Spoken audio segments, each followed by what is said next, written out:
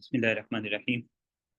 Uniform tube modelling और speech production को थोड़ा डिस्कस करते हैं और मैथमेटिकल इक्वेशन डिराइव करते हैं। वोकल ट्रैक रिस्पॉन्स है स्पीच के वक्त उसके लिए और जनरल एक्सप्रेशन इसका। बट उससे पहले कुछ इंपॉर्टेंट बातें हैं जो प्री रिक्विजिट्स हैं जो हम अज्यूम करेंगे कि आपको पहले से पता है। For example system response, signal systems की बेसिक्स का आपको आइडिया हो, सिस्टम रिस्पांस का पता हो टाइम डोमेन में, फ्रीक्वेंसी डोमेन में, कि टाइम अगर इनपुट सिग्नल है किसी सिस्टम में और टाइम डोमेन में उस पर कन्वोल्यूशनल ऑपरेशन होगा सिस्टम रिस्पांस इम्पल्स रिस्पांस से, वो क्या होता है। और फ्रीक्वेंसी डोमेन में ये कन्वोल्यूशन प्रोडक्ट में कन्वर्ट होगा with frequency representations of input और सिस्टम ट्रांसफर फंक्शन।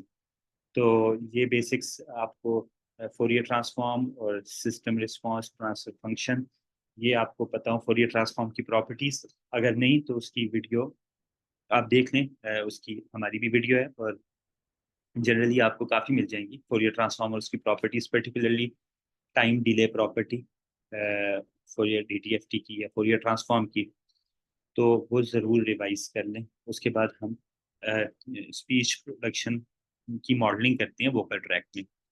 तो अब स्पीच कैसे प्रोड्यूस होती है, बेसिकली ग्लॉटस से एक एक्साइटेशन सिग्नल आता है जो लंग्स से एयर प्रेशर आता है जिसको हमारे वोकल कॉर्ड्स हमारे वाइब्रेट करते हैं जिससे वो एयर प्रेशर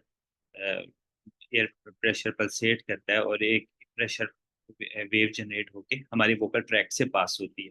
अब ये जो बेसिकली हमारा ग्लॉटल एक्साइटेशन है जो ठीक है हमारी पिच डिटरमिन करता है, बट यह हमारी वोकल कैरेक्टरिस्टिक्स डिटरमिन करता है। बट जो फोनेम आर्टिकुलेशन है यानी कि जो लिंग्विस्टिक नेचर है स्पीच की जो हम बोलते हैं वो बेसिकली हमारी वोकल ट्रैक की शेप से आर्टिकुलेट होता है।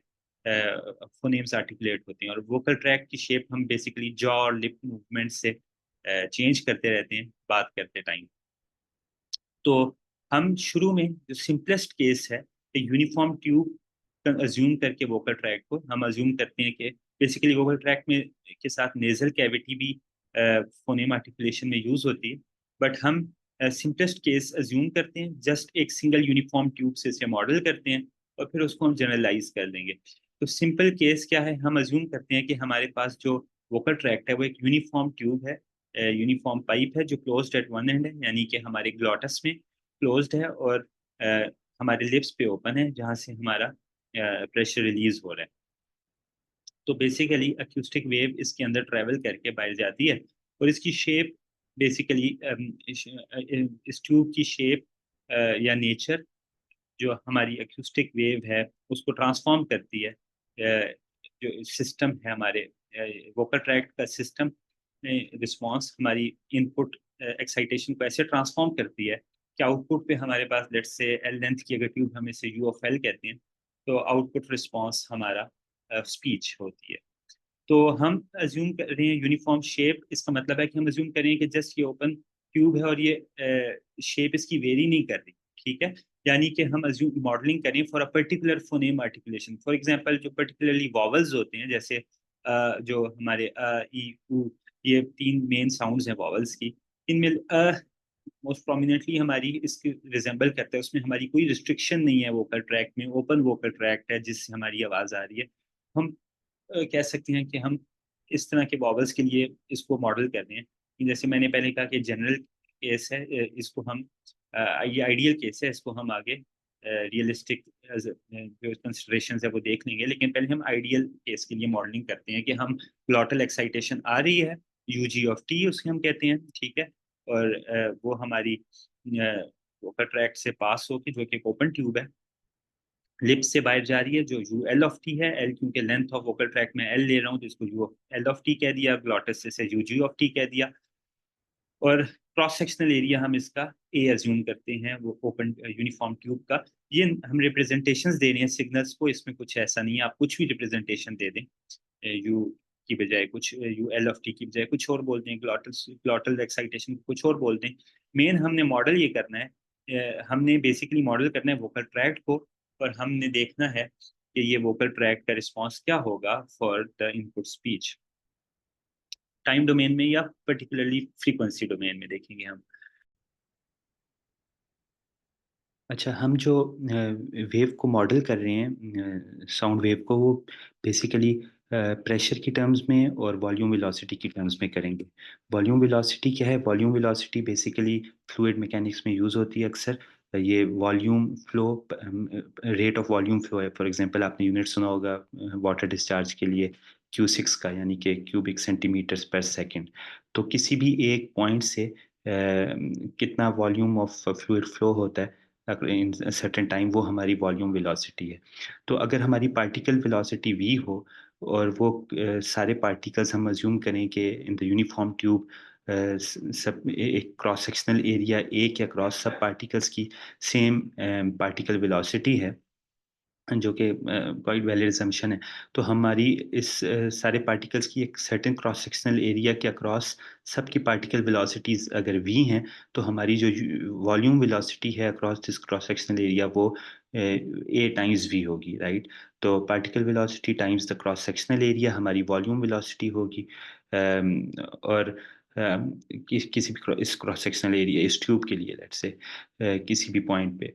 तो अब हम एक तो वॉल्यूम वेलोसिटी की टर्म्स में मॉडल कर रहे हैं। हमने आपने देखा होगा ऊपर भी यू से हम लिख रहे हैं इनपुट और आउटपुट को या वेव को, और इसके साथ प्रेशर की टर्म्स में करेंगे। और प्रेशर और वॉल्यूम वेलोसिटी भी आपस में रिलेटेड हैं। उसका रिलेशनशिप जनरली अगर आप किसी भी मीडियम में देखें, तो अगर डिपेंड करता है मीडियम में डेंसिटी पे, मीडियम की डेंसिटी पे, फॉर एग्जांपल इस केस में एयर की डेंसिटी पे, और वेव वेव प्रोपिगेशन स्पीड, उस मीडियम में वेव की प्रोपिगेशन स्पीड पे।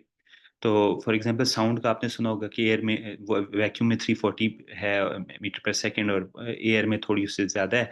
बट हमारी जो वेव फ्रंट वेलोसिटी है, अगर वो हम अज्यूम करते हैं हमारी सी है, यानी कि वेव प्रोपिगेशन वेलोसिटी डिफरेंट है पार्टिकल वेलोसिटी से, राइट। डिपेंड करती है, ये आपस में रिलेटेड है, बट ये बेसिकली वेव फ्रंट की वेलोसिटी है जो वाइब्रेशंस प्रोपिगेट हो रही हैं। जो साउंड की वेव नेचर तो होपफुली आपको क्लियर है कि वो वाइब्रेट कर रही हैं एयर मॉलिक्यूल्स, जो कि फिर नेबरिंग को आगे एनर्जी ट्रांसफर कर रहे हैं।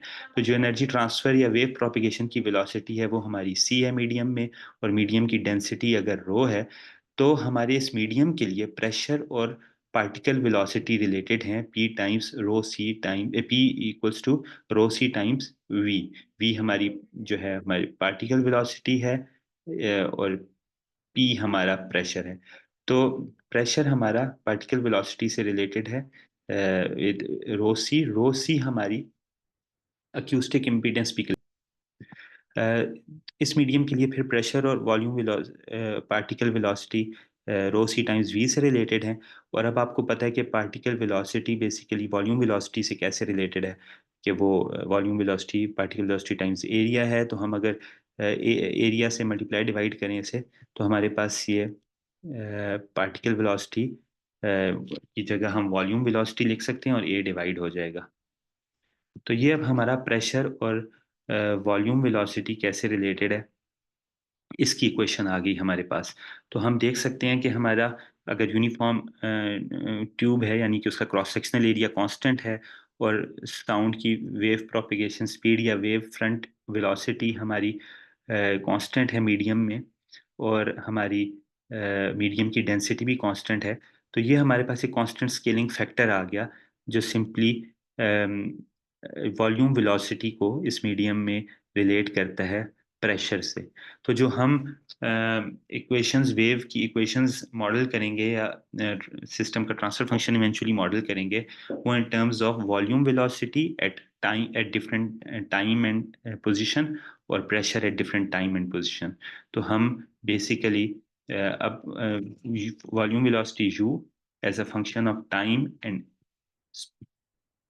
डिस्टेंस या पोजीशन आप कह लें विद इन द ट्यूब, एक इसकी टर्म्स में मॉडल करेंगे, क्योंकि ये वेरी कर रहा है तो हमारी वेव प्रोपेगेट हो रही है।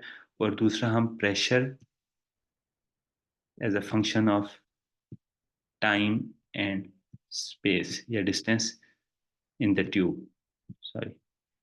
तो हम इनकी टर्म्स में अपनी वेव को मॉडल करेंगे, और डिराइव करते हैं इनकी इक्वेशंस। उसके लिए कुछ असम्पशंस हैं, वो हम देख के इक्वेशंस डिराइव करते हैं। तो ये हमारे पास बेसिकली प्रेशर और वॉल्यूम वेलोसिटी का रिलेशन हमने डिराइव किया है। अब हमने कुछ असम्पशंस की हैं इसमें, जो हम सबसे पहले देख रहे हैं कि क्रॉस सेक्शनल एरिया कांस्टेंट है। अच्छा, इसके बाद हम इस ट्यूब का ए यानी कि कांस्टेंट है, वेरी नहीं कर रहा है, ए को हम कांस्टेंट ले रहे हैं, सी को कांस्टेंट ले रहे हैं। फिर हमारे पास प्रेशर एट लिप्स हम अज्यूम करेंगे कि वो जीरो होगा। जीरो से मुराद एटमॉस्फेरिक प्रेशर होगा, यानी कि जो एक्स्ट्रा एडिशनल प्रेशर है वो जीरो होगा, जो वो ट्रैक से ऐड हो रहा है। यानी कि प्रेशर रिलीज हो जाएगा। जो हमारा यूनिफॉर्म ट्यूब की मैकेनिक्स है वो ऐसे है कि वन एंड पे वो क्लोज्ड है और दूसरे एंड पे एकदम से प्रेशर सारा रिलीज हो रहा है, प्रेशर जीरो हो रहा है। ये उसकी एक बाउंड्री कंडीशन है कि सिस्टम की आपने डिफरेंशियल इक्वेशंस में देखी होंगी बाउंड्री कंडीशंस। तो ये आपके सिस्टम की बाउंड्री कंडीशन है कि लिप्स पे आके प्रेशर एकदम जीरो हो रहा है, क्योंकि एकदम प्रेशर रिलीज हो रहा है, राइट। और दूसरी तरफ क्या कंडीशन है वो हम देख लेते हैं आगे। अब वोकल ट्रैक जो है उसकी वॉल्स हमने अज्यूम किया कि वो रिफ्लेक्टिव हैं, वो कोई एब्जॉर्प्शन नहीं कर रही है, एनर्जी लॉस नहीं हो रहा, वाइब्रेट नहीं कर रहे, सारी वेव्स वहां से 100% रिफ्लेक्ट बैक होती हैं, वाइब्रेशन और एब्जॉर्प्शन इग्नोर कर रहे हैं। और फिर हमने एक अजम्पशन ली, आपने देखा होगा कि हमने देखा कि हमने अज्यूम किया कि आपकी particle velocity within a volume constant है, यानी कि ए टाइम्स डेल एक्स हमेशा u a times del x अगर वॉल्यूम है तो इसके अक्रॉस आपकी जो वेलोसिटी है, पार्टिकल वेलोसिटी, वो इस वॉल्यूम के अक्रॉस, सॉरी इस वॉल्यूम के अक्रॉस वो कांस्टेंट है, इसलिए हमने उसको यू से मॉडल किया था। ठीक है, ये एक वॉल्यूम है जिसके अक्रॉस आपकी पार्टिकल वेलोसिटी, वॉल्यूम के अक्रॉस सारे पार्टिकल्स, यानी कि इनकी इनकी इस पूरे वॉल्यूम में जितने पार्टिकल्स मूव कर रहे हैं उनकी सेम वेलोसिटी। अच्छा, ये कुछ असम्पशंस थी। अब हम आ जाते हैं मॉडलिंग पे। ठीक है, तो ये सबसे इंपॉर्टेंट पॉइंट है जिसपे सारी आपकी मॉडलिंग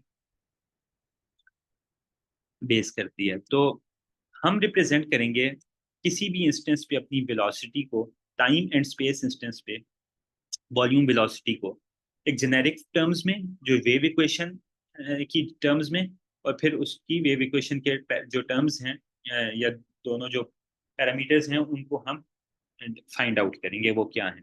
तो जनरल एक्सप्रेशन क्या है किसी भी वेव इक्वेशन का, इस पे आप देख सकते हैं मैथमेटिकल डेरिवेशंस, डिफरेंशियल इक्वेशंस के थ्रू, लेकिन एक जनरल मैं आपको इंट्यूशन देता हूँ, इतना कम्प्लेक्स नहीं है। बेसिकली हमने वेव इक्वेशन बेसिकली मॉडल करती है आपके वेव को एक मीडियम में अक्रॉस टाइम एंड स्पेस। ठीक है, जिस तरह एक मीडियम, अगर कोई मीडियम है, जिस हमने देखा यहाँ पे वेव ट्रेवल करती है, तो उसको ट्रेवल करने में कुछ टाइम, एक एक्स लेंथ है उस तक वो आती है, तो उसको आने में टाइम भी लगा है। तो वो डिपेंड करता है इसकी स्पीड पे, speed of travelling in the medium पे। तो आप जो वेव है वो फंक्शन है, जो फंक्शन है, या जो प्रेशर वेरिएशन की वेव है, या किसी भी टर्म्स की कोई भी क्वांटिटी है, वो फंक्शन है स्पेस और टाइम दोनों का। ठीक है, तो अब अब हम यहाँ पे इस ट्यूब में देखें, इसको मॉडल करने के लिए किसी भी इंस्टेंस पे, तो इसको अगर हम ग्राफिकली देखें तो हम जनरली एक वन डायमेंशन में सिग्नल को मॉडल करते हैं, क्रॉस टाइम अगर करना हो तो यहाँ टाइम होता है, एम्पलीट्यूड होता है, लेकिन इसमें हमारे पास स्पेस भी है। तो जो हमारा वेव है वो, उसको हम अक्रॉस या टू डायमेंशन के अक्रॉस एम्पलीट्यूड को रखेंगे थर्ड डायमेंशन पे, तो हमारे पास थ्री डायमेंशनल कर्व होगा, प्लॉट होगा। तो इसको इतना अच्छा विजुअलाइज तो यहाँ पे मैं पेपर पे नहीं कर सकता थ्री डायमेंशन को। बेसिकली आपका एक सरफेस बनेगा, कर्व सरफेस बनेगा कॉन्टिन्यूस, बट मैं उसको आपको एक जनरल इंट्यूशन देने के लिए कुछ टाइम और स्पेस, कुछ इंस्टेंसेस पे मैंने पल्सेस बनाई हैं जिससे आपको इंट्यूशन मिलेगी। तो देखें, अगर हमारा ओरिजिन पे स्पेस, ये हमारा टाइम है, ठीक है, राइटवर्ड्स, फिर ये हमारा इनटू द पेज हमारा हमने प्लॉट कर दिया स्पेस, यानी कि length of the tube x, और ये टी टाइम। ठीक है, एक्स हम लेंथ को एक्स से लिखते हैं और टाइम को टी से लिखते हैं।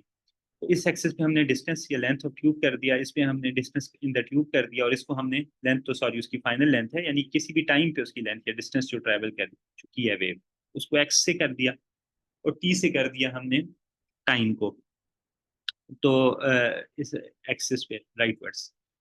तो अब अगर हमारे पास एक यू टी, एक पल्स है जो ट्रैवल कर रही है मीडियम, तो किसी भी स्टैंडिंग वेव की जो जनरल एक्सप्रेशन है वो इस फॉर्म में आप लिख सकते हैं।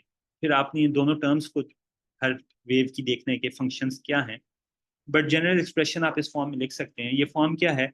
बेसिकली स्टैंडिंग वेव में आपके पास, आपको पता है किसी भी इंस्टेंस पे दो वेव्स, स्टैंडिंग वेव कब बन रही है? जब आपकी दो अपोजिट डायरेक्शन में ट्रैवलिंग वेव्स सुपर इम्पोज करती हैं, ठीक है। अब वो कंस्ट्रक्टिव कर रही हैं, डिस्ट्रक्टिव कर रही हैं, किसी तरह से भी कर सकती हैं, किसी भी फेज डिफरेंस से कर सकती हैं। हमने हाई स्कूल में देखा था ना कि अगर वो कंस्ट्रक्टिव करती हैं तो वहां पे आपकी पीक एम्पलीट्यूड, हाई एम्पलीट्यूड आपको मिलता है। डिस्ट्रक्टिवली करती हैं तो वो आपका मिनिमम एम्पलीट्यूड मिलता है। बट रिगार्डलेस ऑफ दैट, आपकी किसी भी इंस्टेंस पे दो, हो क्या रहा है बेसिकली, दो अपोजिट डायरेक्शन में ट्रैवलिंग वेव सुपर इम्पोज कर रही हैं। तो फॉरवर्ड ट्रैवलिंग वेव की शेप कुछ भी हो, उसको हम यू प्लस ऑफ टी से अगर लिखते हैं, यू प्लस ऑफ टी से, ठीक है। मैं उसको पेन भी कर लेता हूँ इसके लिए। तो अगर हम u प्लस ऑफ टी से लिखते हैं फॉरवर्ड ट्रैवलिंग वेव को, और हम यू, इसकी देखते कैसे आएगी। अ, मैं मार्कर थोड़ा लाता हूँ, सॉरी। अच्छा, ठीक है। तो हम u प्लस ऑफ टी से, u प्लस ऑफ टी से, ये u प्लस ऑफ टी हमने लिखा इस वेव को, ठीक है। ये हमारी वेव है जिसको हमने u प्लस ऑफ टी बोल दिया, ठीक है। और ये कोर वेव है u minus of T. u minus of T नाम है, ये कुछ भी फंक्शन हो सकता है, ये पल्स की शेप पे डिपेंड करता है। हमने फाइंड आउट करना है, पल्स की कोई भी शेप हो सकती है, राइट। तो ये, लेकिन u माइनस ऑफ टी वो पल्स है जो, माइनस इसका सब सुपरस्क्रिप्ट है सिर्फ ये बताने के लिए कि ये वो वाली पल्स है जो बैकवर्ड ट्रेवल कर रही है स्पेस में, स्पेस में, ठीक है। टाइम में तो नहीं, स्पेस में। और जो आपकी u प्लस ऑफ टी है, ये पल्स है जो फॉरवर्ड ट्रेवल कर रही है। तो अगर स्पेस के ओरिजिन पे पल्सेस जो हैं वो इस तरह हैं, u माइनस टी और u प्लस ऑफ टी, तो अब u प्लस ऑफ टी को अगर आप देखें, x डिस्टेंस पे जब ये पहुंचेगी, ये डिस्टेंस ट्रेवल कर रही है, ठीक है, ये डिस्टेंस है, रिप्रेजेंट हो रहा है, लेकिन एक्चुअली वहां पे हमने राइट वर्ड्स बनाया था। तो जब ये x डिस्टेंस तक पहुंचेगी तो कितना टाइम पास हो चुका होगा, ठीक है। जितना टाइम भी पास, लेट से टी नॉट टाइम पास हो गया, तो हमारे पास ये जो वेव है ये बन जाएगी you plus T minus T not, ठीक है, टी माइनस टी नॉट।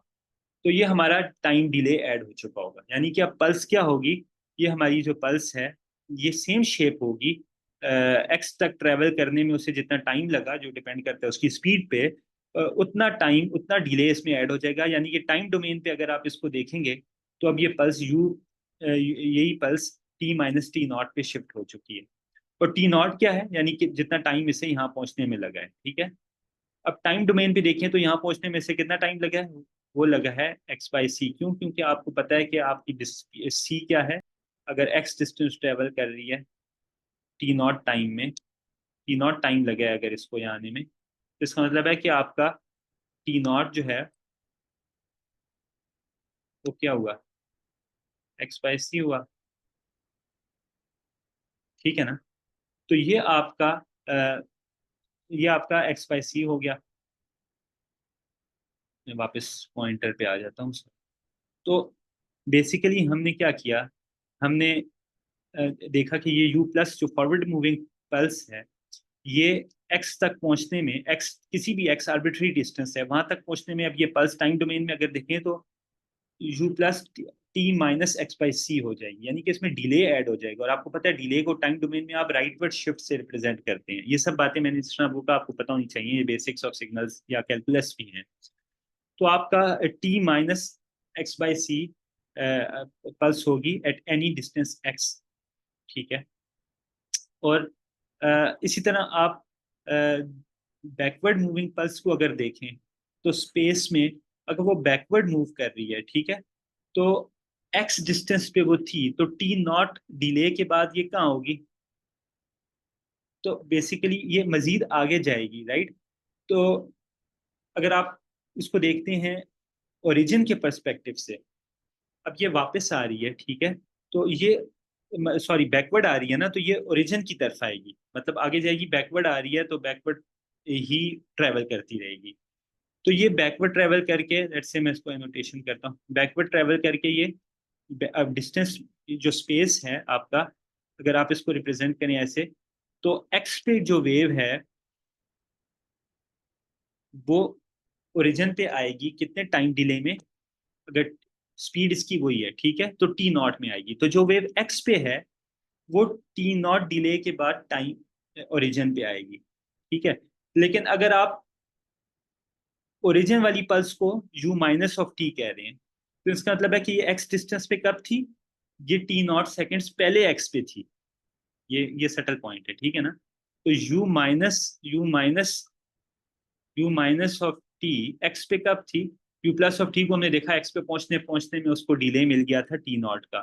लेकिन यू माइनस ऑफ टी हम मॉडल कह रहे हैं उस पल्स को जो स्पेस में ओरिजिन पे है, एक्स में ओरिजिन पे है।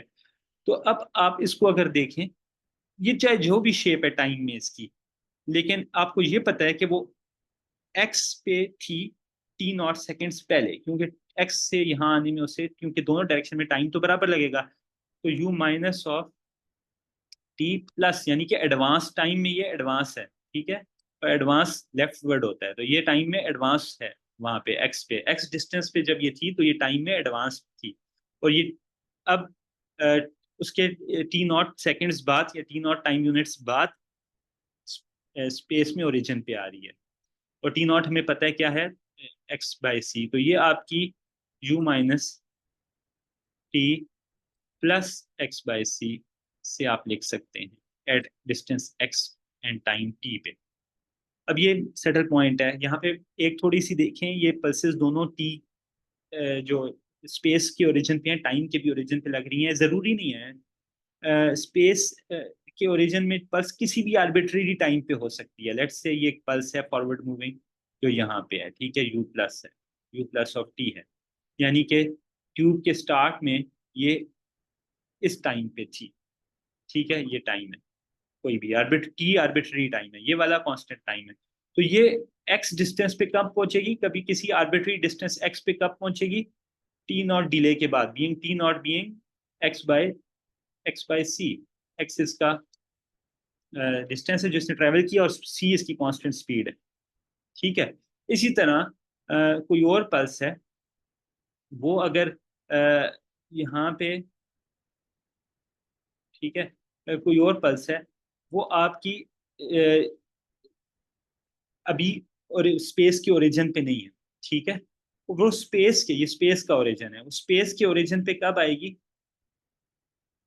लेट्स से अगर वो किसी भी टाइम टी पे स्पेस के ओरिजिन पे पहुंचती है, यू माइनस ऑफ टी। ये थोड़ा सोच, अगर कंप्रीहेंड नहीं हो रहा तो पॉज करके दोबारा सोच के आए, ये सेटल मोस्ट सेटल पॉइंट है, ठीक है, डेरिवेशन। तो यू माइनस ऑफ टी पे एक पल्स टी सेकेंड्स पे आ रही है, तो इस मतलब है एक्स डिस्टेंस पे वो कब थी, टी नॉट सेकेंड्स पहले वो एक्स पे थी, राइट। तो वो एक्स पे वो कब थी, एक्स पे वो टी नॉट सेकेंड्स पहले थी, यानी कि वो एडवांस हो रही है टाइम में, जो भी टी टी अभी टी है उससे वो एडवांस हो रही है एक्स बाई सी सेकेंड्स, ठीक है।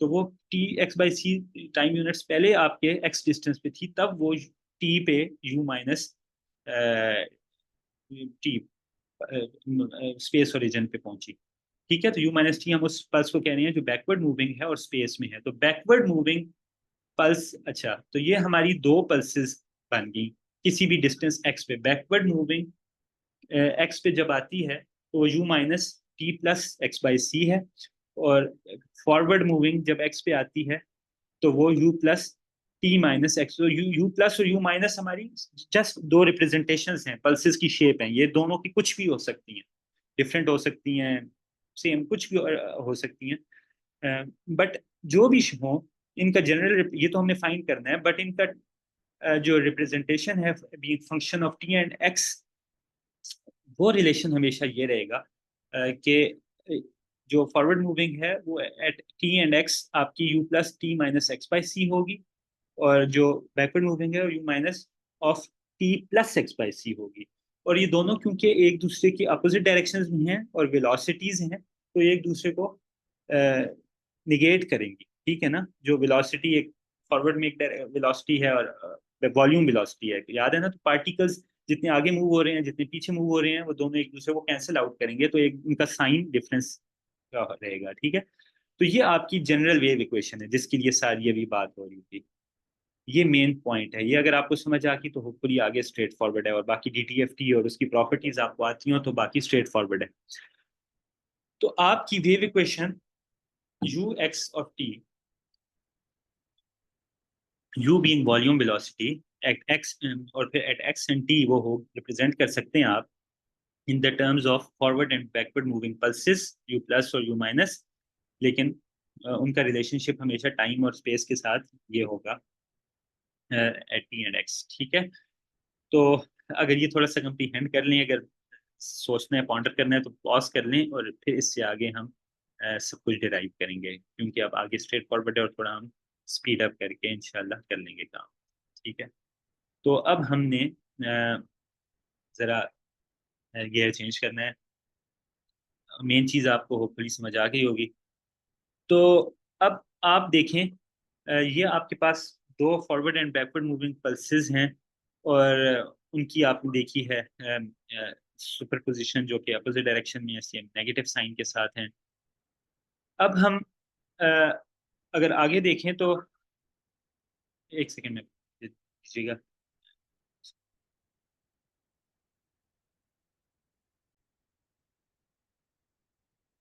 फाइन, तो थोड़ी सॉरी इंटरप्शन के लिए। अब हम स्टैंडिंग वेव्स हमने डिराइव की।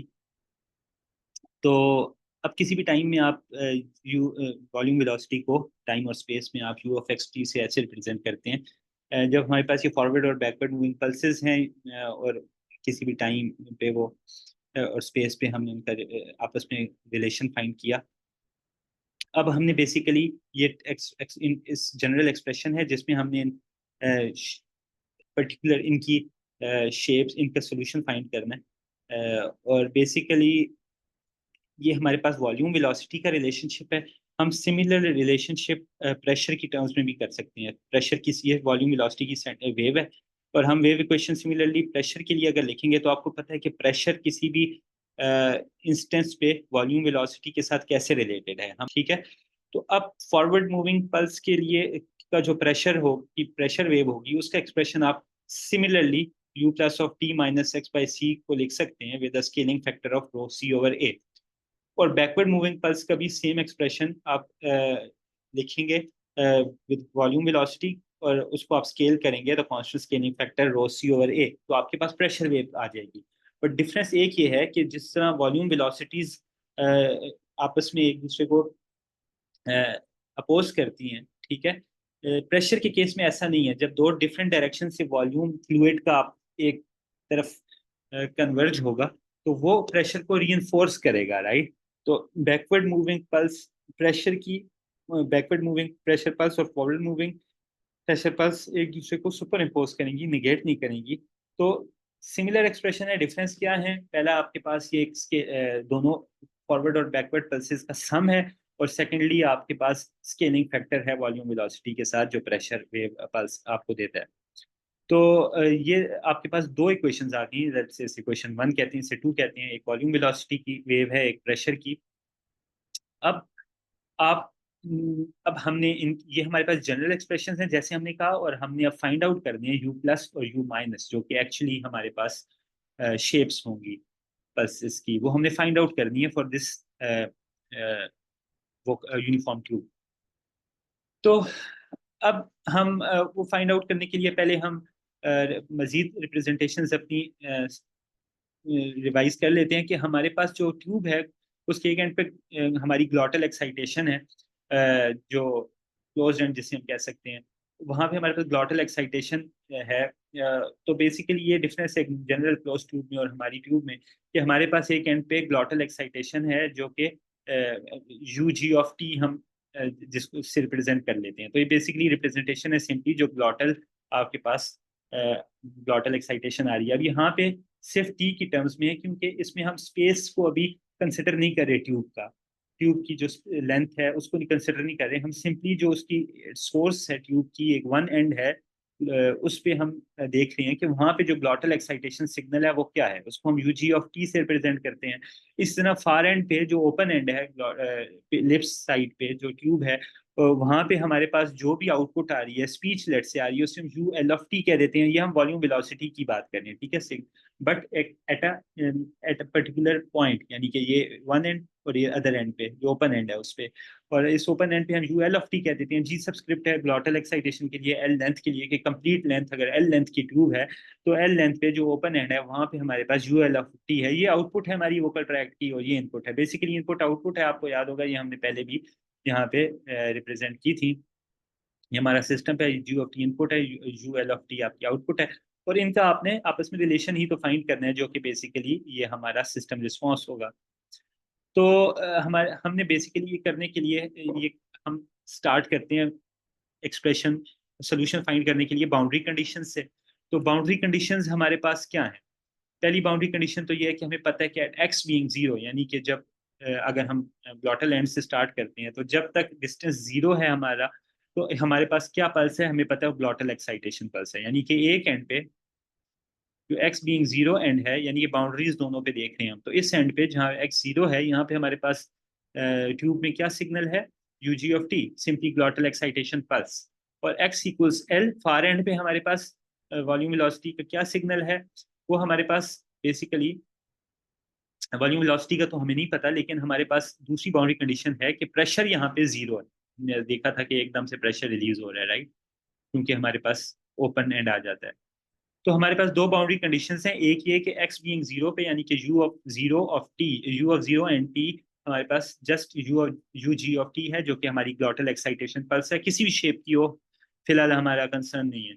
और दूसरी बात क्या है कि हमारी दूसरी कंडीशन कि एक्स बीइंग एल, हमारे पास जो प्रेशर है वो P L of T zero रहेगा, कि वहाँ पे एकदम से एटमॉस्फेरिक प्रेशर आ जाता है, यानी कि हमारा जो एडिशनल प्रेशर है वो जीरो है। तो अब इन दोनों बाउंड्री कंडीशंस को हम इक्वेट करते हैं, ठीक है। तो पहले हम पहली बाउंड्री कंडीशन को देखते हैं कि जीरो, जो हमारा यू जीरो ऑफ टी है वो क्या है, वो यू जी ऑफ टी है, राइट। और यू जी ऑफ टी को अब हम एक्स की जगह जीरो, हमारी जो जनरल एक्सप्रेशन था, जो जनरल एक्सप्रेशन वेव इक्वेशन का हमने लिखा था, उसमें हम यहाँ पे एक्स की बजाय क्या करेंगे, जीरो प्लग इन कर देंगे, ठीक है। तो एक बाउंड्री पे देखते हैं हम। तो यू जी ऑफ टी हमारे पास U of T minus U plus of T minus zero, और minus you minus of T plus zero, right. तो ये हमारे पास simply you ji of T equals to U plus of T minus you minus of T, यानी कि जो हमारी space origin पे जो पल्सेस हैं फॉरवर्ड बैकवर्ड, सिंपली उनका सम आपका ग्लॉटल एक्साइटेशन है, राइट। स्ट्रेट फॉरवर्ड बात है कि ओरिजिन पे जो भी पल्सेस थी, जिस टाइम जिस शेप की भी थी, वो हमारी स्पेस के ओरिजिन पे, एक्स के ओरिजिन पे रहे। तो ये हमारी पहली बाउंड्री कंडीशन थी। दूसरी बाउंड्री कंडीशन, हमारा प्रेशर जीरो है, distance being L, x being L, तो हमने उसी की इक्वेशन में जो हमारे पास पहले से इक्वेशन हमने यहाँ पे देखी थी प्रेशर की जनरल एक्सप्रेशन, इसमें हम एक्स की बजाय एल डाल देंगे, तो हमारे पास रो सी ओवर ए तो कॉमन आ जाएगा दोनों में, लेकिन जो यू प्लस है उसके साथ T minus L by c, और टी प्लस, तो एक्स की बजाय कांस्टेंट एल आ गया हमारे पास। तो दूसरी तरफ जीरो है, सी रो सी ऑफ ए तो हमारा जीरो हो जाएगा, यानी कि हमारे पास दूसरी इक्वेशन, इक्वेशन फोर हम इसे बोल देते हैं कि U plus T minus L by C equals minus you minus आप superscript T plus L by C. Straightforward है, ठीक है, इसमें इतना नहीं है, मैं इसको जल्दी जल्दी आगे करता हूँ। अब हमने इसका सोल्यूशन लेने के लिए जस्ट एक स्टेप है, हम डी टी एफ टी लेंगे दोनों साइड्स का, इक्वेशन थ्री का भी इक्वेशन फोर का भी, सिंपल सी बात। मैं मार्कर ऑन कर लेता हूँ जरा। तो हमारे पास ये दो एक्सप्रेशन हैं आगे बाउंड्री कंडीशन से। पहली बाउंड्री कंडीशन जब एक्स जीरो था, और दूसरी बाउंड्री कंडीशन जब एक्स एल था, ठीक है। इन दोनों से दो, ये प्रेशर की बीइंग जीरो से आ गई, और ये uniform volume velocity being u g of t से आ गई हमारे पास। तो ये इन दोनों दो इक्वेशंस आके बाउंड्री कंडीशंस की, हम डीटीएफटी ले लेते हैं दोनों साइड का, पहले इसका लेते हैं। तो हमने क्या करना है, इसका डीटीएफटी लेना है, इसका डीटीएफटी लेना है, और इसका डीटीएफटी लेना है। अब डीटीएफटी की आपको properties, by the way DTFT मैं कह रहा हूँ डिस्क्रीट टाइम फोरियर ट्रांसफॉर्म, या फोरियर ट्रांसफॉर्म लें आप, बेशक डिस्क्रीट की अगर ना भी बात करें, आपने फोरियर ट्रांसफॉर्म लेना है तीनों एक्सप्रेशंस का। तो आपको यानी कि दोनों बोथ साइड्स ऑफ इक्वेशंस का, और आपको फोरियर ट्रांसफॉर्म की प्रॉपर्टी याद होगी, अगर नहीं तो आप रिवाइज कर लें, कि आपका फोरियर ट्रांसफॉर्म लीनियरिटी होल्ड करती है। अगर आप दो सम ऑफ टू एक्सप्रेशंस का फोरियर ट्रांसफॉर्म लेते हैं तो ये बराबर होगा Fourier sum of their Fourier transforms के। तो आप इसका अलग से फोरियर ट्रांसफॉर्म लेंगे, इसका अलग से लेंगे, इसका अलग से लेंगे, तो हम यू जी ऑफ टी का फोरियर ट्रांसफॉर्म उसको जनरली रिप्रेजेंट कर लेते हैं यू कैपिटल यू, ये कैपिटल है, ठीक है। आइंदा से जहाँ जे ओमेगा आएगा ये कैपिटल यू होगा, इसकी सब रिप्रेजेंटेशन में ये और ये यू सेम नहीं है, ठीक है। ये सिंप्लिसिटी के लिए मैंने यू यूज किया है, बट इसको हम जहाँ पे सबस्क्रिप्ट में जी जो में इसके अंदर जे ओमेगा आएगा इंडेक्स में, तो समझें ये फंक्शन फ्रीक्वेंसी रिप्रेजेंटेशन है, ये डिफरेंट फंक्शन है, ये इसी फंक्शन का फ्रीक्वेंसी ट्रांसफॉर्म है, फोरियर ट्रांसफॉर्म है। तो अब हम इसका जब फोरियर ट्रांसफॉर्म लेते हैं तो यू जी की बजाय कैपिटल यू ऑफ जी आ गया, ठीक है। और ये फंक्शन होगा कम्प्लेक्स फंक्शन ऑफ फ्रीक्वेंसी होगा, function of j e power e raise to power J omega होगा। मैं सिंप्लिसिटी के लिए जे ओमेगा लिख रहा हूँ, लेकिन फोरियर ट्रांसफॉर्म है ये, ठीक है। Simply you ji of t का, इसमें कोई कम्प्लेक्सिटी नहीं है, सिंपली इसका फोरियर ट्रांसफॉर्म है, इसको हमने ऐसे रिप्रेजेंट कर लिया, इसकी जगह खाली ओमेगा लिखें, E raise to power J omega लिखें, या एस लैपलास ट्रांसफॉर्म लें, जी ट्रांसफॉर्म लें, एक ही बात है। तो हमने अब इसका फोरियर ट्रांसफॉर्म ले लिया। इस तरह हम इन दोनों पल्सेस का भी ले लेते हैं फोरियर ट्रांसफॉर्म, तो इसका यू प्लस, ये भी यू कैपिटल है, ठीक है। तो ये यू प्लस जो स्मॉल यू प्लस का लोअर केस यू प्लस का फोरियर ट्रांसफॉर्म है cap upper case you plus, ठीक है। वो टी का फंक्शन है, ये जे ओमेगा का फंक्शन है। ये मैं दोबारा से अब ये बात एक्सप्लेन नहीं करूंगा, अब इसी तरह हम चलेंगे, ठीक है। Similarly you minus of t का हमने फोरियर ट्रांसफॉर्म लिया, वो capital you minus of J omega, ये एक अलग फंक्शन है जो कि इस फंक्शन का फोरियर ट्रांसफॉर्म है और फंक्शन ऑफ जे ओमेगा है। इसके ये फंक्शन टाइम का नहीं है, ये फ्रीक्वेंसी का फंक्शन है, राइट। ओमेगा जो है और कम्प्लेक्स फंक्शन है, इसलिए जे एम साथ रख रहे हैं कि यानी कि फ्रीक्वेंसी के एम्पलीट्यूड्स और फेज शिफ्ट्स भी इसमें होंगे। अगर इसमें आप ब्रश ऑन, अगर आपको नहीं है श्योर तो आप चेक कर लें जाके, क्योंकि इसके बगैर आपको आगे समझ नहीं आई फोरियर ट्रांसफॉर्म और उसकी प्रॉपर्टीज। एनीवेज, हमने फर्स्ट बाउंड्री कंडीशन की बेस पे जो क्वेश्चन आई थी उसका फोरियर ट्रांसफॉर्म लिया, हमारे पास एक और एक्सप्रेशन आ गया जो बेसिकली रिलेट करता है यू प्लस और यू माइनस को, तो रीअरेंज करके हमने लिख दिया कि U plus of J omega equals to U ji of J omega plus you minus of J, इन तीनों के फोरियर ट्रांसफॉर्म्स हैं, ठीक है। सिंपल था। अब हमने दूसरी जो बाउंड्री कंडीशन थी हमारे पास, इसका भी फोरियर ट्रांसफॉर्म बोथ साइड्स का लेते हैं। अब इसका फोरियर ट्रांसफॉर्म, ये अब एक और इंटरेस्टिंग प्रॉपर्टी है, टाइम डिले प्रॉपर्टी, आपको याद होगा फोरियर ट्रांसफॉर्म की, कि अगर एक फंक्शन है यू प्लस ऑफ टी और उसका फोरियर ट्रांसफॉर्म है U plus of J omega, ठीक है, इसका, तो अगर इस फंक्शन के टाइम डोमेन में एक कांस्टेंट डिले आएगा, जैसे एल बाई सी का डिले है, एल बीइंग कांस्टेंट, याद है ना, ये एल फुल लेंथ है, अगर इसका कांस्टेंट डिले आएगा तो इसके फोरियर ट्रांसफॉर्म के साथ क्या होगा, इसके फोरियर ट्रांसफॉर्म के साथ ये जो डिले है, इतना इस डिले के स्केलिंग फैक्टर के साथ लीनियर फेज शिफ्ट ऐड हो जाएगा, यानी कि ई रेस टू पावर इसके साथ मल्टीप्लाई हो जाएगा, E raise to power J omega यानी कि ओमेगा फ्रीक्वेंसी, उसका एक scaling E raise to power J omega, और ये किससे स्केल हो जाएगी, जितना हमारा लीनियर टाइम शिफ्ट है तो उससे स्केल हो जाएगी फ्रीक्वेंसी एल बाई सी से, तो बाकी इसके साथ वही रहेगा, ठीक है ना। तो ये मैं रिप्रेजेंटेशन के लिए लिख रहा था, तो बाकी आगे आप इसको, ये आपको याद होगा। तो आपके पास जो दूसरी हमारे पास, जो दूसरी हमारे पास मैं वापस इसको करता हूँ। तो जो दूसरी हमारे पास बाउंड्री कंडीशन से हमारे इक्वेशन बनी थी, उसका हमने फोरियर ट्रांसफॉर्म लिया और फोरियर ट्रांसफॉर्म की टाइम डिले प्रॉपर्टी अप्लाई की, तो हमारे पास you plus of J omega आया same as this one, but इसके साथ हमारे पास एक डिले ऐड हुआ U E raise power minus जे ओमेगा एल सी, माइनस इसलिए है कि डिले आपका नेगेटिव है। और सिमिलरली यहाँ पे जो राइट हैंड साइड है, इसका भी आपने लिया minus sign as it is रहेगा, लीनियरिटी की वजह से यू माइनस और J omega as it is आया, लेकिन डिले की वजह से plus E raise power plus J omega L by C, क्योंकि यहाँ पॉजिटिव शिफ्ट है। तो एक सेकेंड प्लीज, जी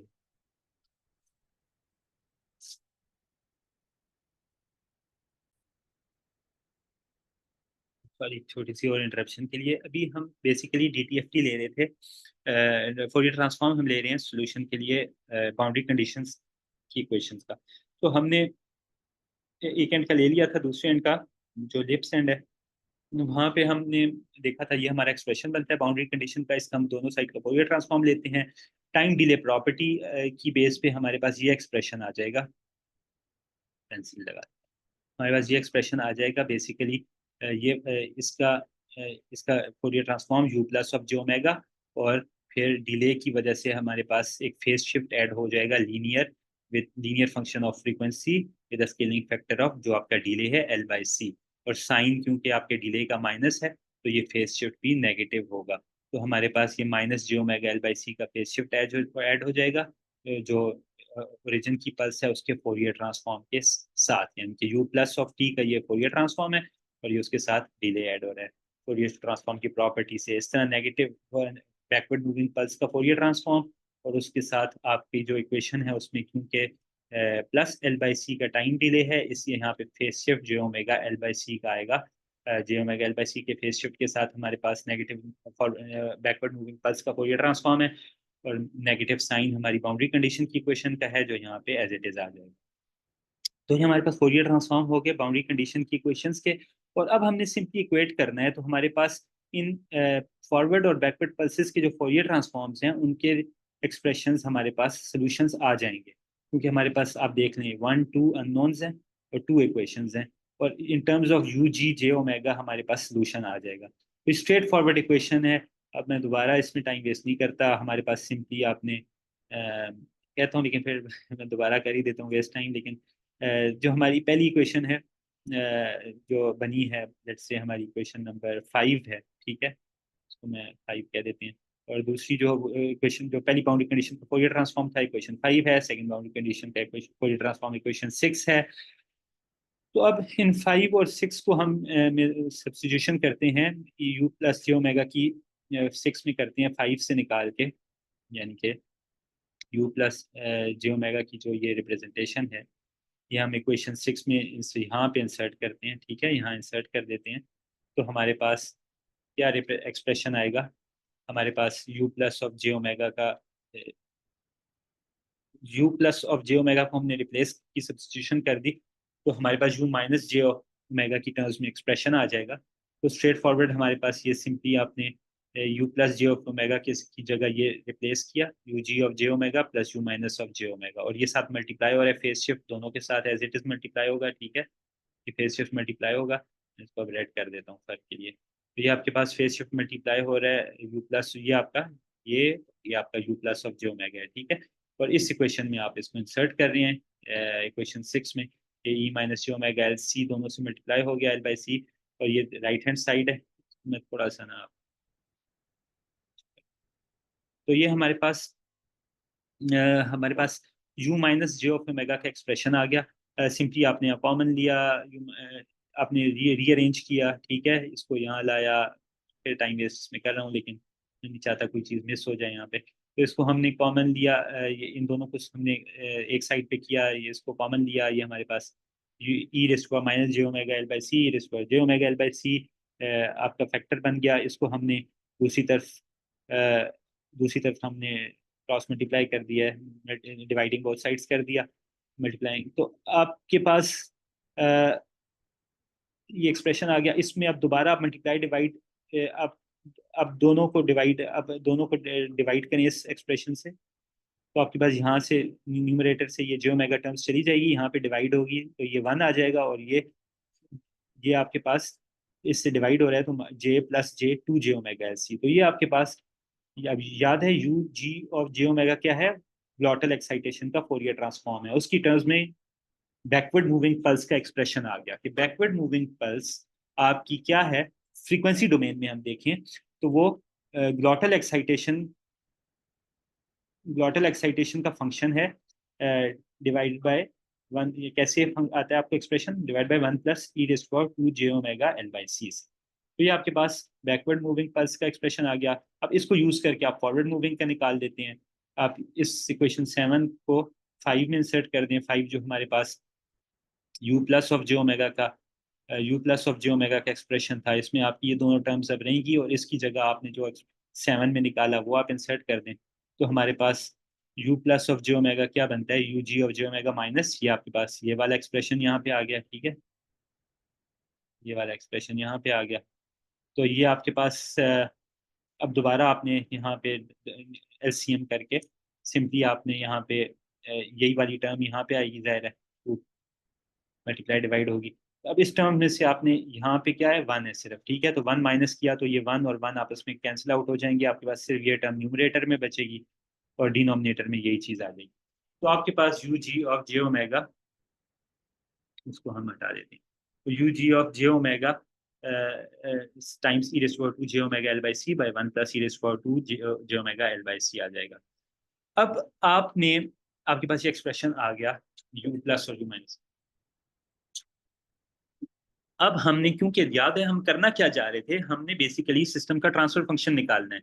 उसके लिए हमारे पास सिस्टम के इनपुट का फोरियर ट्रांसफॉर्म तो ये है, आउटपुट का हमारे पास यू एल ऑफ टी था, उसका फोरियर ट्रांसफॉर्म हमारे आउटपुट पे है। तो हमने इन दोनों का रिलेशन निकालना है। उसके लिए हम आउटपुट का एक्सप्रेशन देख लेते हैं। प्रेशर तो हमारे पास बाउंड्री कंडीशन से जीरो था, लेकिन वॉल्यूम वेलोसिटी आउटपुट पे क्या है ट्यूब के, यानी कि at length l, x being l क्या है, वॉल्यूम वेलोसिटी, उसका एक्सप्रेशन ये होगा u plus T minus L by c minus you minus T plus L by c, right. और ये हमें पता है कि ये क्या है, जो हमने पहले रिप्रेजेंट कर दिया था कि ये हमारी स्पीच है, जो कि आउटपुट है, जो फोनेम की स्पीच वेव है, जो हमने देखा था कि हमारी सिस्टम की आउटपुट है।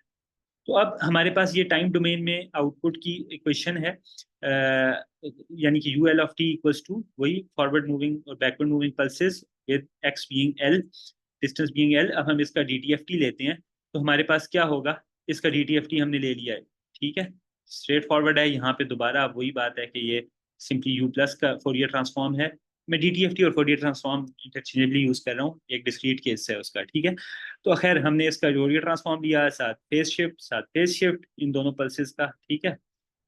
अब हमारे पास देखें, अब हमने simply you plus J omega और यू माइनस जे ओमेगा, ये दो जो हमारी फॉरवर्ड बैकवर्ड पल्सेस के फोरियर ट्रांसफॉर्म है, उनके एक्सप्रेशन तो फाइंड हो चुके हैं ग्लॉटल एक्साइटेशन की शेप में। तो हमने वो प्लग इन करने हैं और कुछ भी नहीं करना।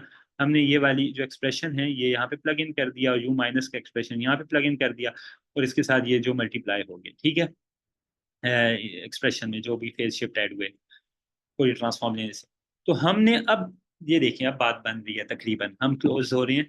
अब हमारे पास ये आउटपुट का फोरियर ट्रांसफॉर्म है और ये इनपुट का है, ये जो इन दोनों से हमने कॉमन लेके यहाँ पे हमने क्रॉस मल्टीप्लाई कर दिया, तो ये हमारे पास आउटपुट का Fourier transform divide by input का फोरियर ट्रांसफॉर्म हो गया, जो कि क्या है, आपको पता है फ्रीक्वेंसी डोमेन में इनपुट और आउटपुट,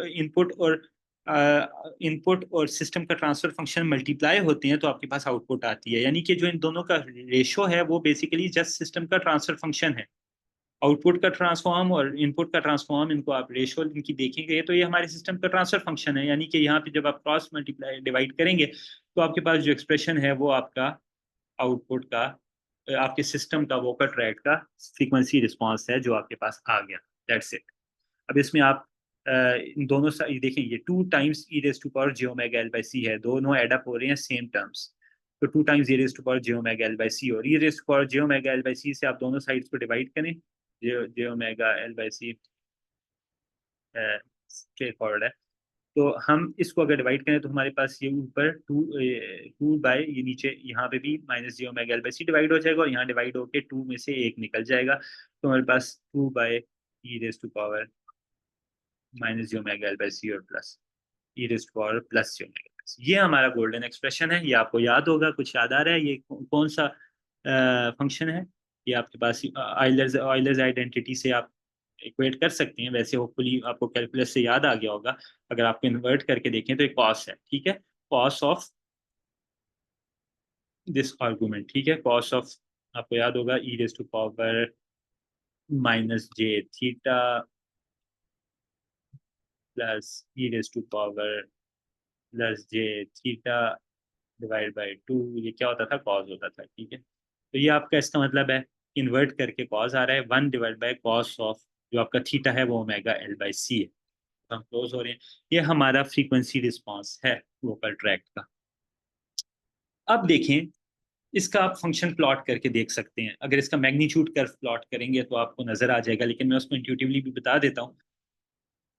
टूल्स हैं प्लॉटर्स फंक्शन के, उसमें आप आराम से इसको प्लग इन करके देख सकते हैं। लेकिन अगर आप देखें तो कॉस किसी भी फंक्शन का कब जीरो होता है, वो पाई बाई 2 पे, और थीटा बीइंग पाई बाई 2, या ईमेल लिखे हुए हैं यहाँ पाई बाई 2 या 3 पाई बाई 2, इस तरह odd multiples of pi by 2, क्योंकि इवन पे तो वो पाई हो जाएगा, वहाँ तो कॉस 1 होता है। तो आपके odd multiples of pi by 2 पे आपके यानी कि जिसको आप 2n two n plus one, जबकि n बीइंग इंटीजर से रिप्रेजेंट कर सकते हैं, आपका ये कॉस, ये डिनोमिनेटर टर्म जीरो होगी। और जब डिनोमिनेटर टर्म जीरो होगी तो इसका मतलब है ये पूरा जो ट्रांसफर फंक्शन है क्या हो जाएगा, इनफाइनाइट हो जाएगा।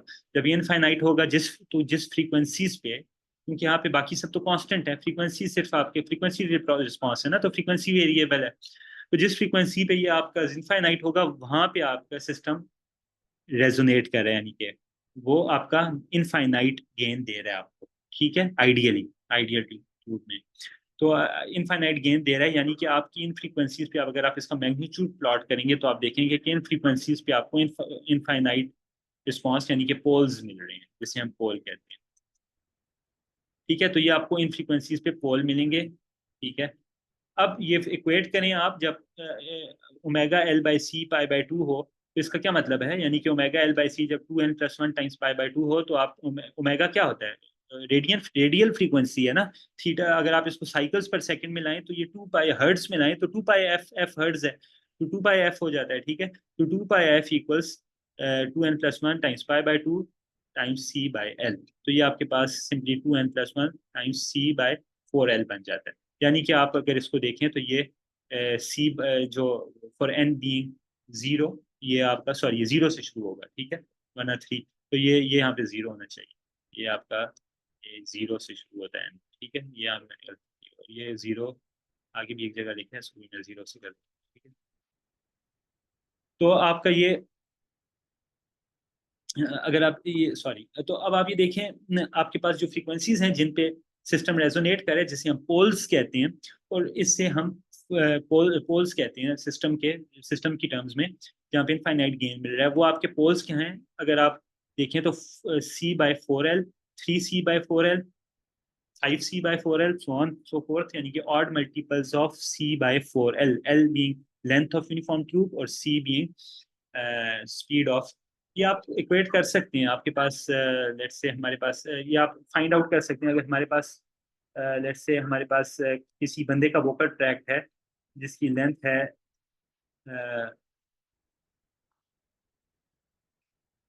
तो मैं ट्राई करूंगा टेक्स्ट कहाँ से आएगा, इसकी लेंथ को अगर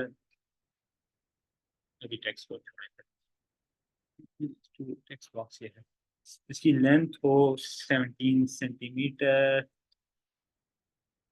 17 cm। अब स्पीड ऑफ साउंड आपको पता है वैक्यूम में तो 340 है, लेकिन एयर में आप इसको 350 मीटर पर सेकंड से कर सकते हैं। तो आपका इस तरह आप इक्वेट करें तो आप ये आप फ्रीक्वेंसीज निकाल सकते हैं जो इसकी पोल्स हैं यूनिफॉर्म ट्यूब की, बेस्ड ऑन द लेंथ। ये लेंथ यूजुअली 17 के करीब करीब वोकल ट्रैक की लेंथ है, एवरेज पे, जाहिर है वेरी करेगी जगह से भी और हर तरह से।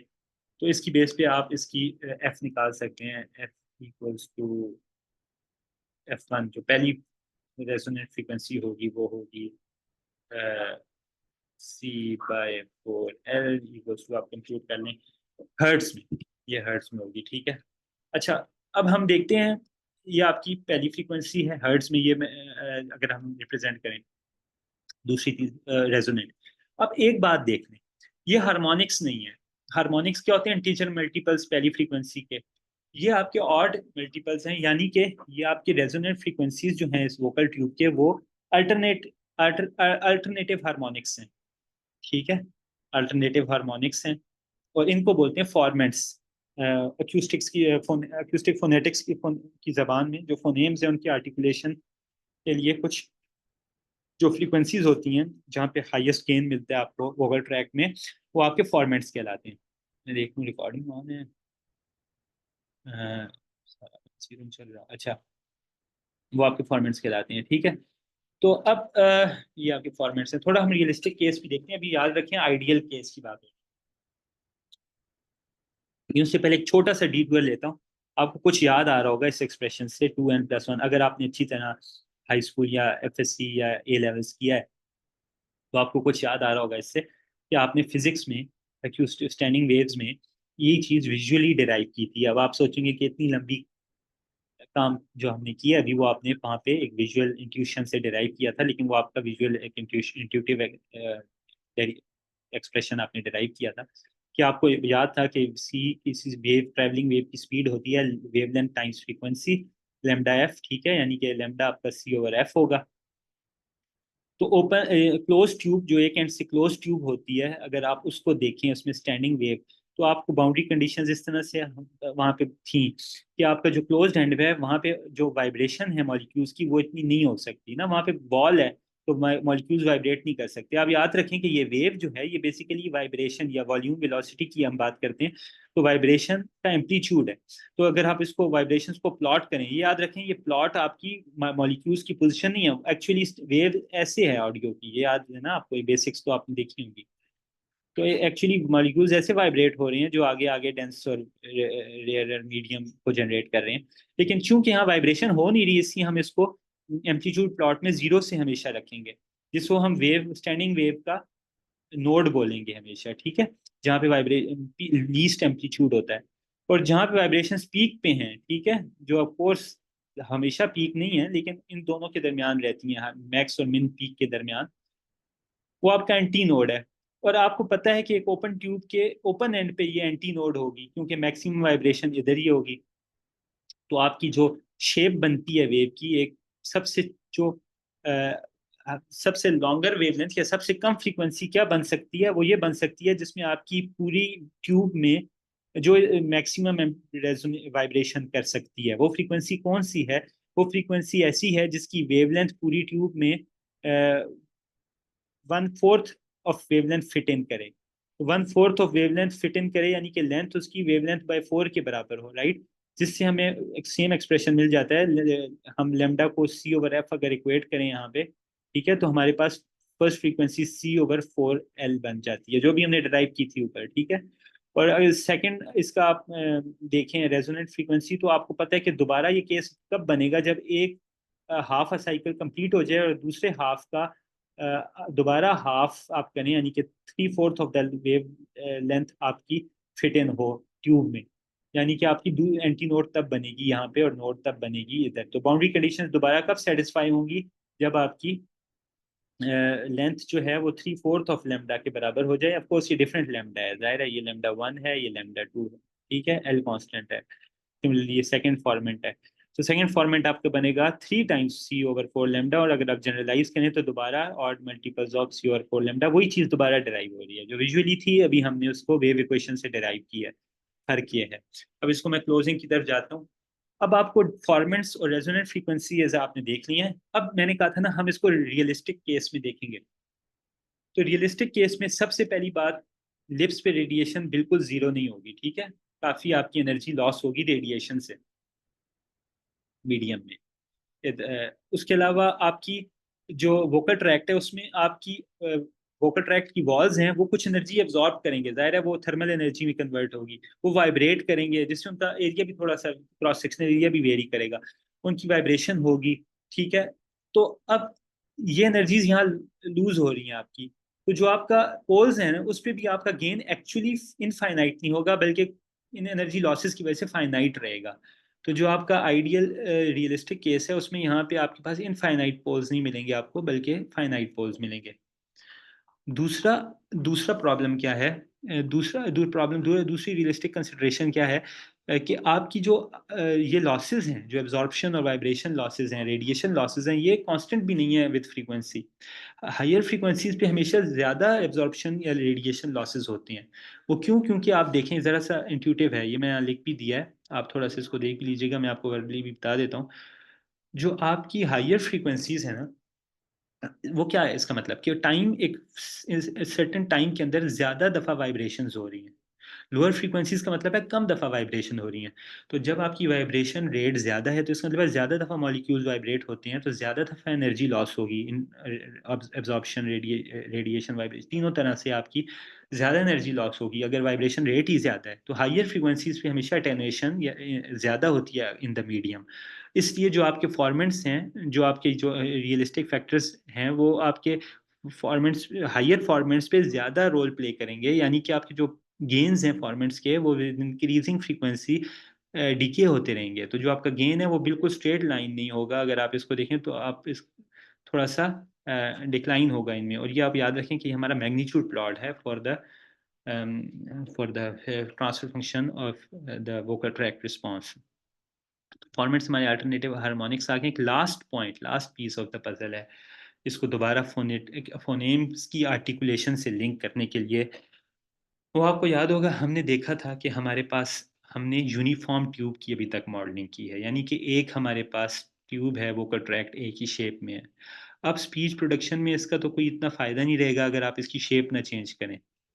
ठीक है, ये हमने बनाई थी अभी तक शेप। लेकिन एक्चुअली तो यहाँ लिप्स हैं जो मूव हो रहे हैं, जॉ मूव हो रहा है, नेज़ल कैविटी ओपन क्लोज़ हो रही है।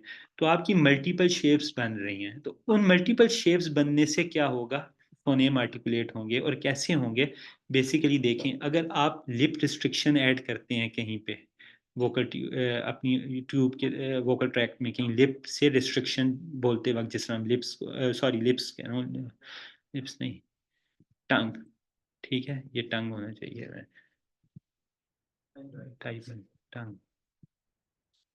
तो टंग रिस्ट्रिक्शन आप बीच में ऐड करते हैं कहीं, ठीक है, अपने वोकल ट्रैक में, तो आपकी ट्यूब यहाँ पे आके बॉटल नेक बन जाता है। तो पीछे एक पूरी ट्यूब है यूनिफॉर्म, फिर एक बॉटल नेक है, फिर आगे एक और ट्यूब है। अभी जो बॉटल नेक है ये भी थोड़ी सी लेंथ की है, तो ये आपकी तीन डिफरेंट ट्यूब्स बन जाती हैं, तीन डिफरेंट क्रॉस सेक्शनल एरियाज, और इन दोनों का तो क्रॉस सेक्शनल एरिया हम लेट से एक है कि बीच में एक डिफरेंट क्रॉस सेक्शनल एरिया आ गया और डिफरेंट लेंथ्स हैं तीनों की। तो अब तीन डिफरेंट ट्यूब्स हैं, तीनों की अपने अपने रिस्पॉन्सेज होंगे, राइट? तो तीनों के अपने अपने होंगे। आप इन तीनों के फॉर्मेट्स को असेंडिंग असेंडिंग ऑर्डर में अरेंज करें तो आपका एक नेट रिस्पॉन्स आएगा। तो लेट्स से ये पहली ट्यूब का फॉर्मेट है, ये दूसरी का है, फिर ये पहली का है। तो आपके पास इस तरह से दोबारा वोकल ट्रैक रिस्पॉन्स आ जाएगा फ्रीक्वेंसी डोमेन में, मल्टीपल ट्यूब्स का। इस तरह कुछ फोनेम्स हैं जिस तरह हम जो जिस तरह गुन्ना उर्दू अरबी में होता है, या नेजल जिन्हें बोलते हैं, न, म, एन, एम। तो उनमें आपकी जो नेजल ट्यूब है वो भी आपकी ओपन रहती है और यहाँ से भी आपकी साउंड फ्लो करती है।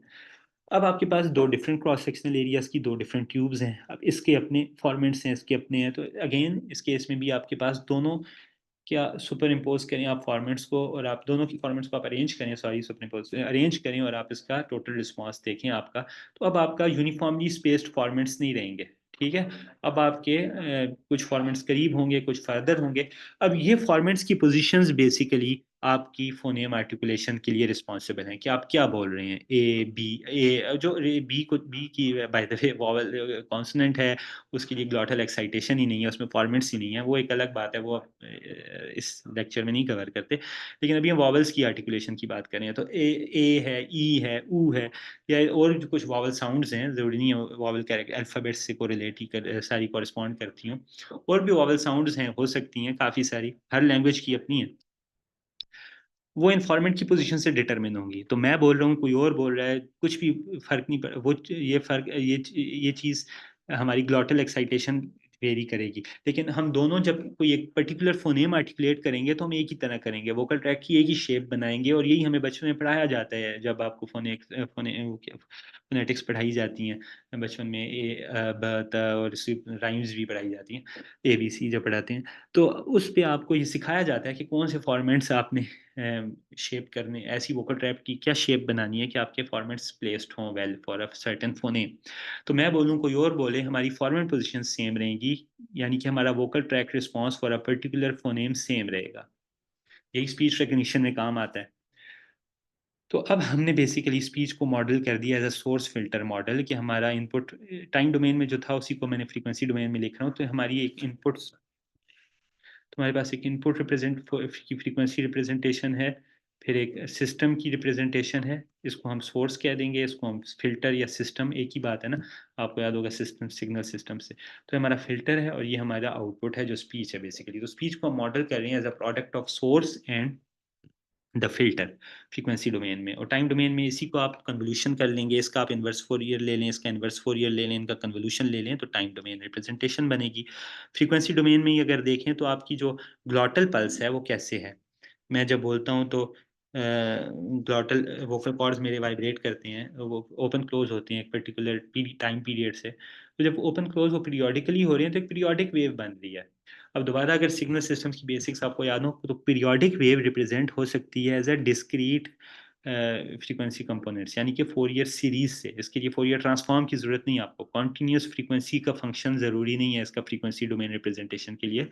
ये इसका डिस्क्रीट हार्मोनिक सीरीज से आप रिप्रेजेंट कर सकते हैं, यानी कि एक फंडामेंटल फ्रीक्वेंसी और उसके इंटीजर मल्टीपल्स। और ये याद है ना कि अगर फंडामेंटल फ्रीक्वेंसी आपकी छोटी है तो उसके जो इंटीजर मल्टीपल्स हैं वो भी करीब करीब क्लोजली स्पेस्ड होंगे। तो ये आपकी हाइयर है तो वो दूर स्पेस्ड होंगे। तो ये आपका डिपेंड करता है कि कौन बोल रहा है, किस एज का बंदा है, किस जेंडर का है, उससे इसकी फंडामेंटल फ्रीक्वेंसी डिटरमिन होगी जिससे पिच हम परसीव करते हैं। और उसी की बेस पे इसकी हार्मोनिक सीरीज आएगी फॉर द ग्लॉटल पल्स। ये ग्लॉटल पल्स है, इसकी फ्रीक्वेंसी डोमेन में हार्मोनिक सीरीज है। याद रखें सीरीज क्यों है डिस्क्रीट, क्योंकि ये पीरियोडिक फंक्शन है और इसका फोरियर सीरीज से आप रिप्रेजेंटेशन कर सकते हैं। जो हमारा वोकल ट्रैक रिस्पॉन्स अभी हमने डिराइव किया वो हर फोनेम के लिए अलग है।